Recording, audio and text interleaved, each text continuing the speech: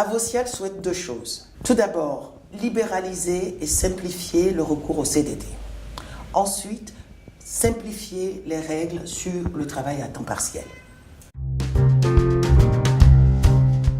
En droit du travail, la règle, c'est quand même un contrat à durée indéterminée, c'est la base.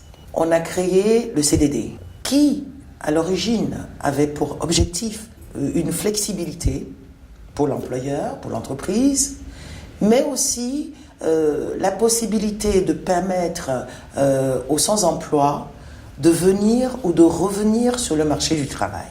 Aujourd'hui, la complexité des textes et le contentieux qui en découle font que le recours au CDD devient problématique, donc se raréfie. Il y a un motif qui pose problème, c'est le motif de surcroît temporaire d'activité. On peut penser que l'employeur est libre d'une certaine façon, dès qu'il a une variation d'activité, d'utiliser ce motif et d'embaucher sous CDD. Pas du tout.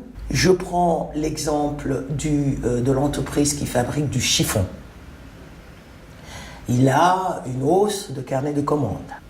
Donc le débat va être désormais sur le pourcentage, le niveau de hausse de l'activité. Est-ce que c'est 120%, 150% ou 160% par rapport au stock que je fabrique habituellement, pour qu'on m'autorise à utiliser ce motif de recours? On ne peut que regretter cette complexité des règles relatives au recours au CDD, parce que ça oblige les employeurs à faire une utilisation, je dirais, biaisée de la période d'essai. Ils recrutent sous contrat à durée indéterminée et mettent un terme à la période d'essai lorsque l'objectif est atteint, c'est-à-dire lorsque le salarié aurait permis de faire face à un surcroît temporaire d'activité que les juges n'auront pas accepté dans le cadre d'un CDD.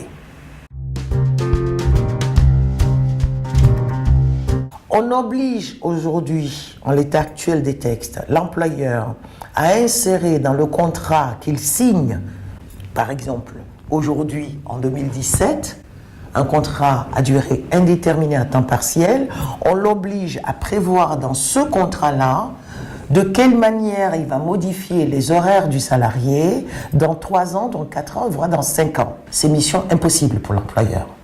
Donc là, la clause relative à la modification des horaires me semble être une clause superficielle et absurde.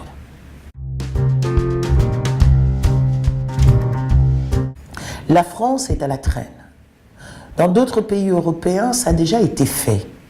Et ça a prouvé, ça a fait ses preuves. Je prends par exemple le cas en Allemagne, en Espagne, en Italie. Ils n'ont pas hésité à libéraliser le recours au CDD. Et ça a porté ses fruits. Libéralisons le CDD et vous verrez très bien que le marché de l'emploi va se développer et on va baisser le chômage.